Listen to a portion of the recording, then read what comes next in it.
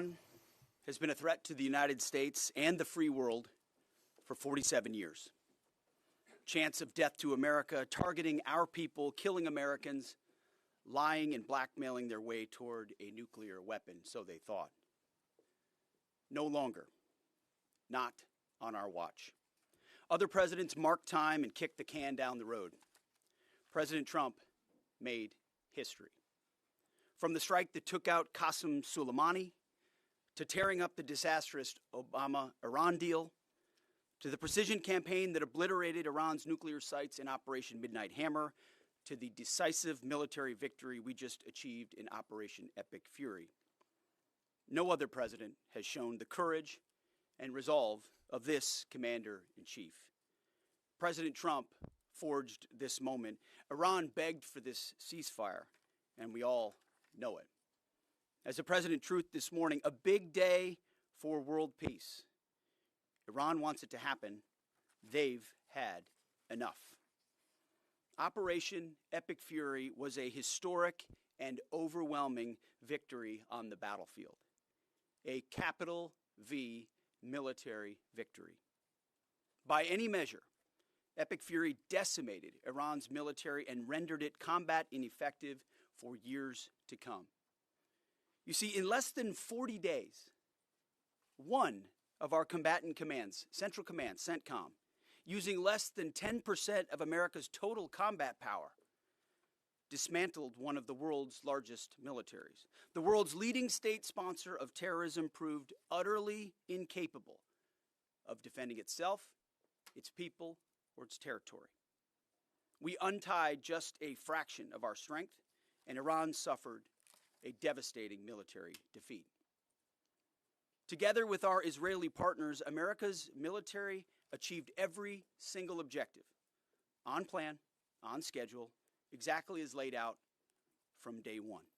Iran's Navy is at the bottom of the sea, whether it's the Soleimani class, their frigate class, their prized drone aircraft carriers, submarines, mine layers, sunk. Iran's Air Force has been wiped out.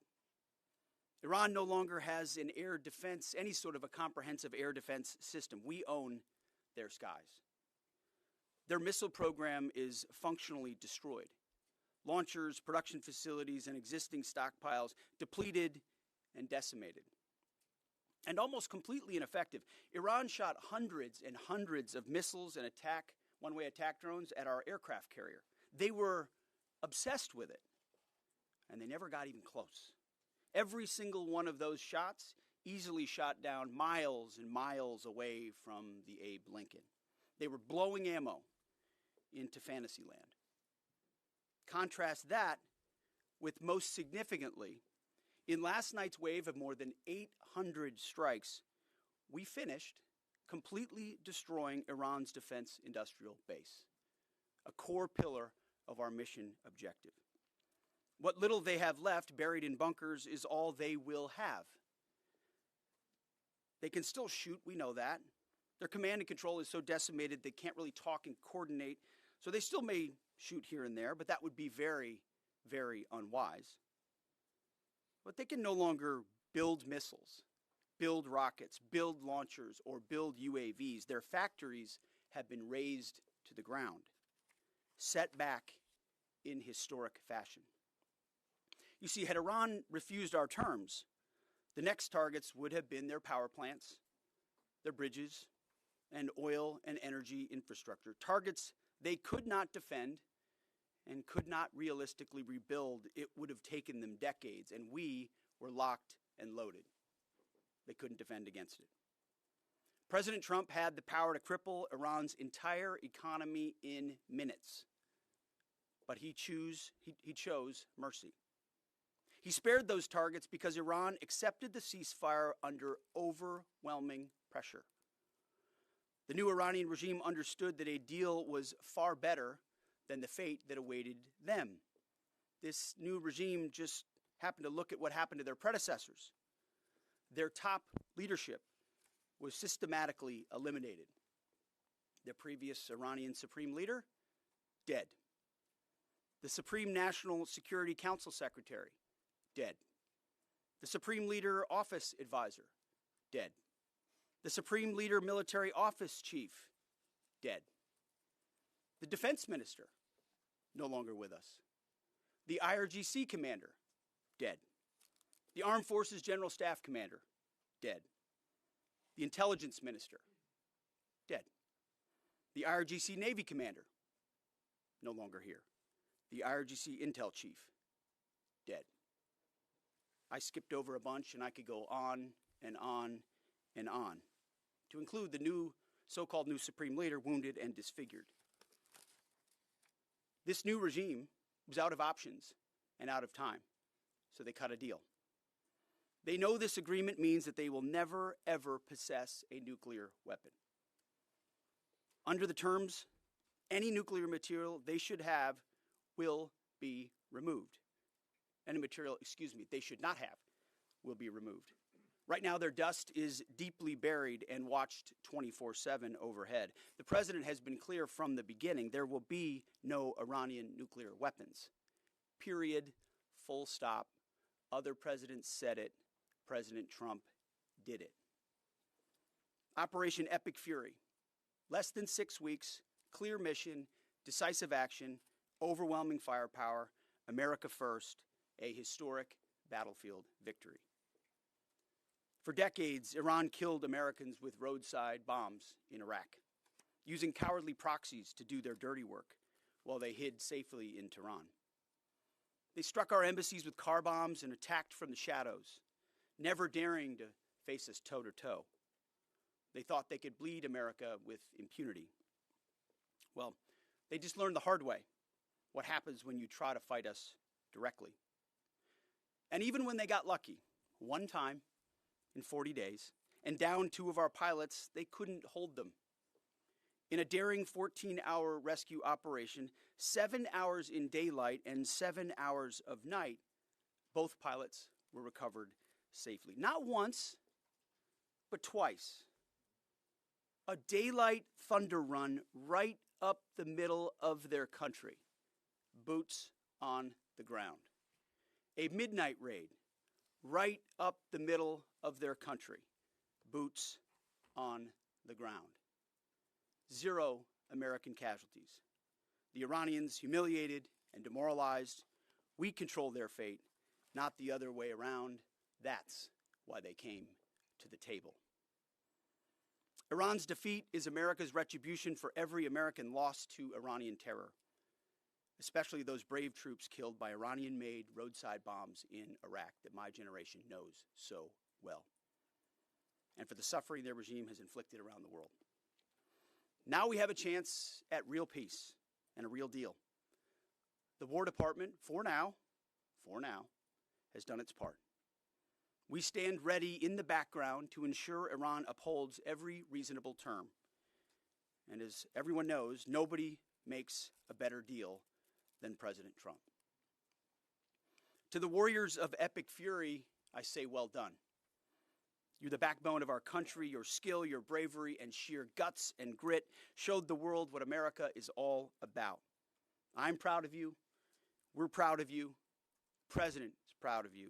Job well done. But stay vigilant and stay ready.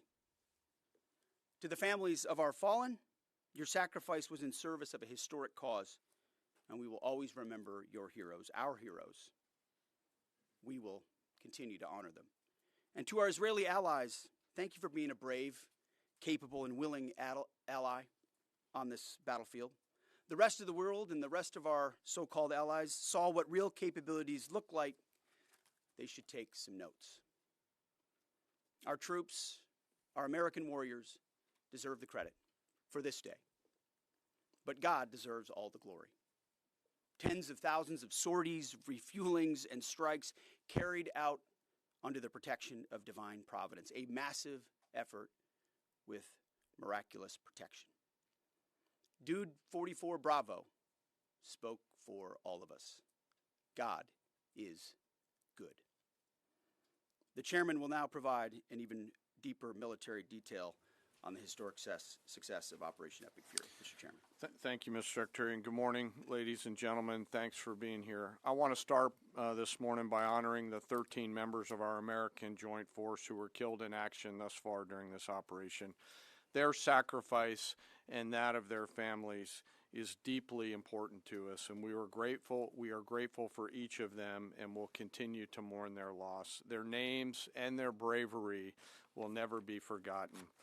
On February 28th, the President of the United States ordered the Joint Force to execute Operation Epic Fury with the direction to accomplish three distinct military objectives: destroy Iran's ballistic missile and drone capabilities, destroy the Iranian Navy, and destroy their defense industrial base to ensure that Iran cannot reconstitute the ability to project power outside their borders. Over the course of 38 days of major combat operation, the Joint Force achieved the military objectives as defined by the President. We welcome the ongoing ceasefire, and as the Secretary said, we hope that Iran chooses a lasting peace. But as Secretary Hegseth said, let us be clear, a ceasefire is a pause, and the Joint Force remains ready, if ordered or called upon, to resume combat operations with the same speed and precision as we've demonstrated over the last 38 days, and we hope that that is not the case. I want to congratulate and thank the leadership today at U.S. Central Command, including the Commander Admiral Brad Cooper, the Deputy Commander Lieutenant General Kevin Leahy, the Senior Enlisted Leader Fleet Master Chief Compton, and every one of the component commanders, senior enlisted leaders, and especially the staff down at U.S. Central Command, who does not get called out for any of the credit, but grinds 24/7 to help offer the options that we bring to the Secretary and the President.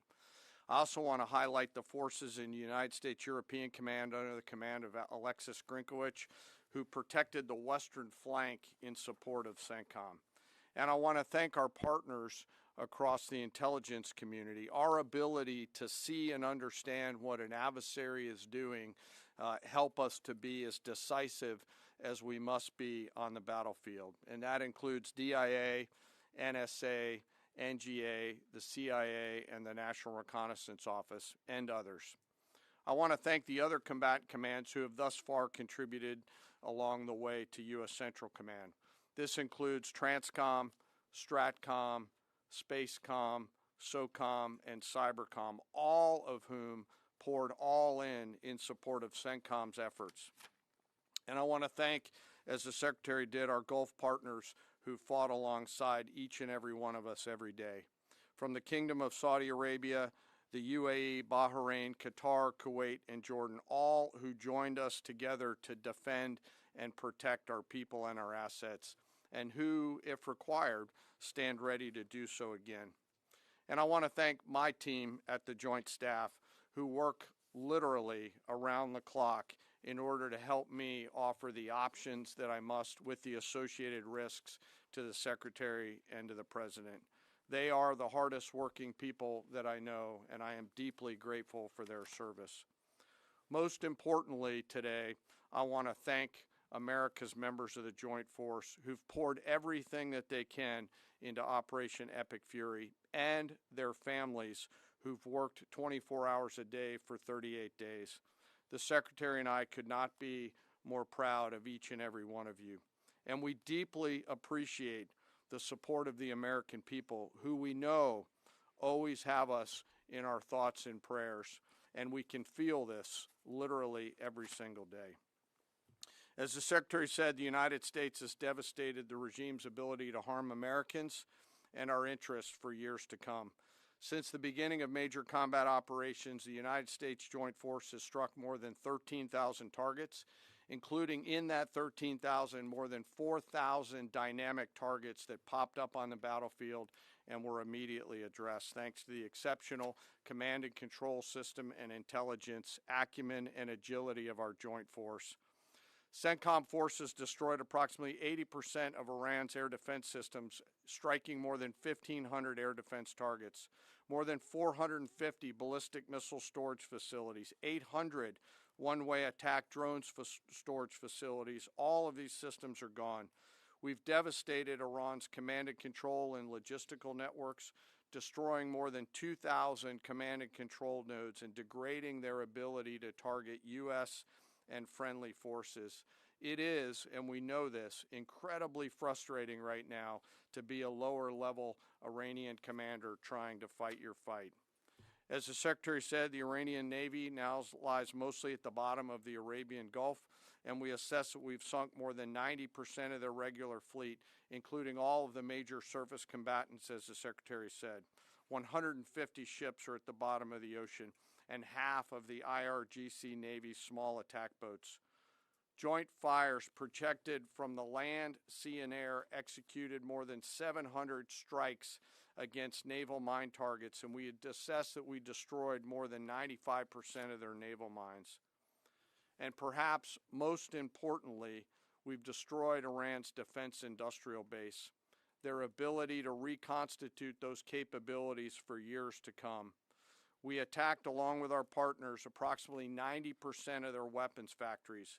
Every factory that produced Shahed one-way attack drones was struck. Every factory that produces the guidance systems that go into those drones was struck.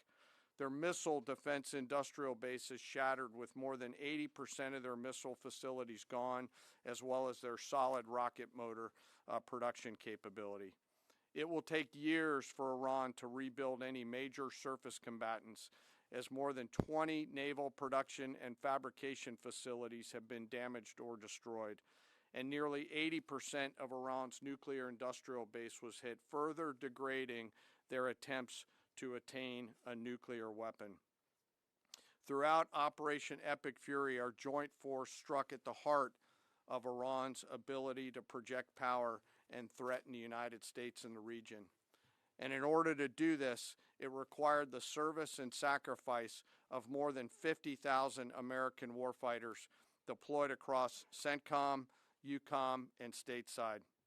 The joint force flew more than 10,000 missions, including 62 bomber missions, 18 of which flew round trip from the United States to deliver bombs on military targets. Each of these missions was more than 30 hours in duration, and we did that 18 times. No other military in the world can do that. And it's a testament to the logistical force that quietly serves behind them. I cannot thank Transcom and the Air Force Tanker and Mobility Force more.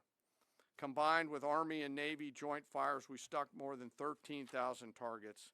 And along with our Gulf partners, we've thus far intercepted 1,700 ballistic missiles and one-way attack drones, defending our forces and our partners in the civilian population. And we remain ready to do so should the need arise. Along the way, we consume more than 6 million meals, and by my estimate, more than 950,000 gallons of coffee, 2 million energy drinks, and a lot of nicotine, but I am not saying that we have a problem. I've laid out the statistics, but it does not truly capture the nature of combat. This is gritty and unforgiving business. It's chaotic, it's hot, it's dark, it's unpredictable, and there's always unknowns. And our people proudly walked into those unknowns and continue forward. And through it all, the Joint Force has demonstrated the unwavering resolve that the nation demands of us. We are a mission-focused force, and our objectives always is to create the conditions for peace, and today we have, while be ready should that peace break, which we hope it is not, and we remain ready. Before I turn it back to the Secretary, I also want to quickly revisit the rescue of the Air Force fighter crew over the weekend. To give you an update, we've had, the Secretary and I have had the profound honor of speaking directly with many of the warfighters on that mission, from the downed crew that were picked up to those forces that went and got them. Hearing these stories firsthand has only deepened our appreciation for their tenacity, creativity, courage, and grit of the American Joint Force. This is a story that gets to the very heart and soul of who we are as a joint force, who we are as Americans. Selfless sacrifice in service of others. From the backseater, Dude 44 Bravo, whose pure and unadulterated joy at seeing those helicopters come into the valley to get his front seater in daylight because he knew the front seater did not have a jacket, and was so filled with heart-leaping joy at his front seater getting picked up, to the nighttime folks that went in and then got him, to the tanker forces that did the things that they had to do to give their own gas away, to the support packages, to those that went into the desert landing site not once, not twice, but 3 times as we fought through multiple contingencies. This was and is a joint force that has the guts to try, that does not quit, and who each and every day does the things that we must to dare to win. No lives were lost. We succeeded because the joint force is always at the ready. They trust each other, they trust their leaders, and they trust their training. And they remember first, foremost, and always that we do these things so that others may live, and we will never leave anyone behind. The success of Operation Fury thus far, and we hope it remains, culminates with this incredible rescue over the weekend, a direct example of the professionalism and courage of the United States military and our joint force. It's the service members on the front lines, our partners in the region, our teammates in the intelligence community, our civilian leaders in the OSW side of the house, the American workers who build the tools and weapons that we use, and the American people who back us up that help us to go do these things. I stand here humbled today, but frankly not surprised by what the Joint Force has been able to do. Their performance is fueled by a deep commitment to each other, their mission, and to our country. It is an incredible, deep honor for me to be a part of this joint force, and I'm humbled by the service and sacrifice each and every day that I am lucky enough to see. And finally, as I always do, I ask that we never forget our fallen and their families, especially those 13 fallen from Operation Epic Fury. May we always be worthy of their sacrifice and honor their legacy. And with that, sir, I'll turn it back over to you. Thank you, Mr. Chairman. We'll take a few questions. Alexandra Ingersoll, One America News. First of all, thank you to our troops. What role is our military playing in escorting vessels through the Strait of Hormuz at this point? And the president said on Truth Social that the U.S. will be hanging around to make sure everything goes well. Obviously, Mr. Secretary, you just mentioned, we know the scars from hanging around in Iraq for decades. But what does that entail in terms of our military presence at this juncture? Yeah, we'll be hanging around. We're not going anywhere. We're going to make sure Iran complies with this ceasefire and then ultimately comes to the table and makes a deal. So we'll stay put, stay ready, stay vigilant, as the chairman laid out. Our troops are prepared to defend, prepared to go on offense, prepared to restart at a moment's notice with whatever target package would be needed in order to ensure that Iran complies. As far as the Strait, you saw the initial agreement that was struck, which is Iran's letting ships go through. So they'll be that will be happening. They will be sailing, and ultimately, as the president, we've done an incredible job militarily inside the Strait of Hormuz. What Admiral Cooper, I failed to mention Admiral Cooper's name. He's done a phenomenal job along with everybody at AFCENT and NAVCENT and ARCENT and all the components down there, laying the groundwork for Iran. Iran doesn't have the same ability to defend it the way they did before, and so as the president has pointed out to the rest of the world, we barely get any of our energy out of the Strait. Just a tiny fraction. It's time for the rest of the world to step up and ensure that that stays open after President Trump and the War Department brought Iran to the place where they are voluntarily opening it right now, as was announced last night. Yes, Jerry. Thank you, Mr. Secretary, and thank you both for the update. President Trump posted on Truth Social this morning that there has been a very productive regime change in Iran, and that there will be no enrichment of uranium, and the U.S. will work with Iran to dig up and remove the deeply buried nuclear dust. So I just have two questions here. So both you, Mr. Secretary, and the President have referred to a new regime in Iran. So is this not the regime that was at war with us for 47 years? And how do we, what do we think of when we're saying that this is a new regime? What are we thinking and what are we saying there?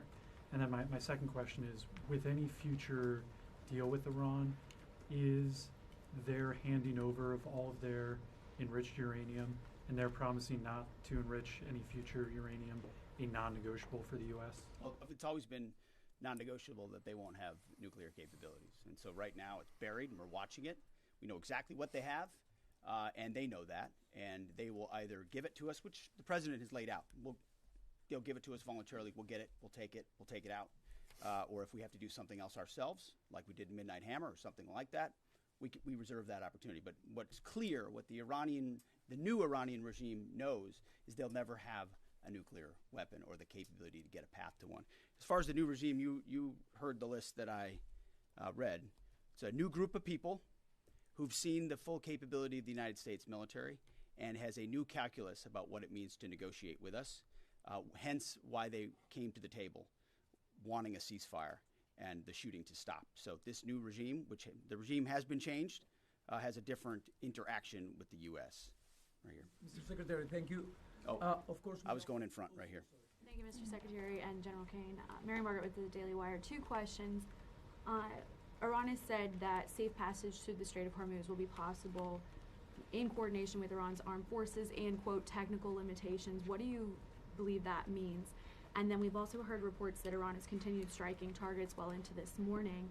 At what point are we beyond a grace period? Are we giving them a grace period? Is there a miscommunication there? What's going on with that? What we know is that Iran is going to say a lot of things. A lot of people are going to say a lot of things, claim a lot of things. What has been agreed to, what's been stated, is the strait is open. Our military is watching. I'm sure their military is watching, but commerce will flow. And that's what you saw the markets react to, is that reality. As far as shooting, that we were monitoring it last night in real time. Of course we are.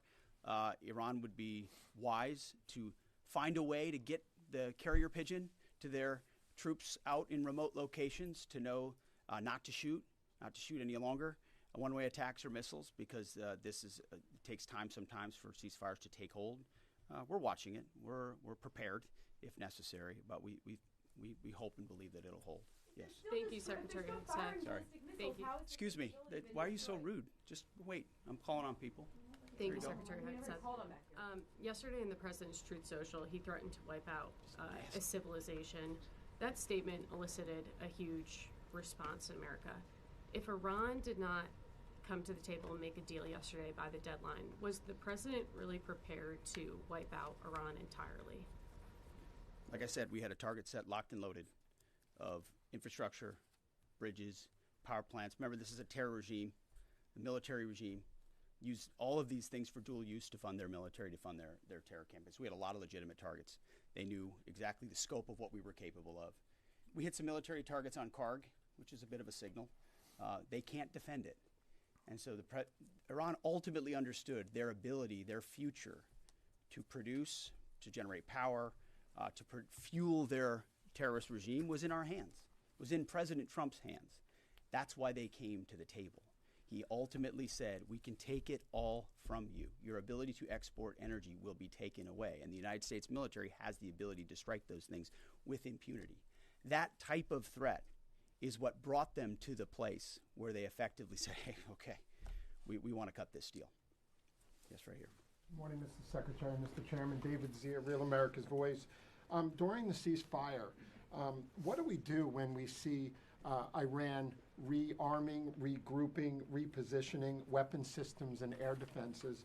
And also, have we confirmed the specific model type of air defense or man pads that took down our F-15, and is it still a threat for our patrols?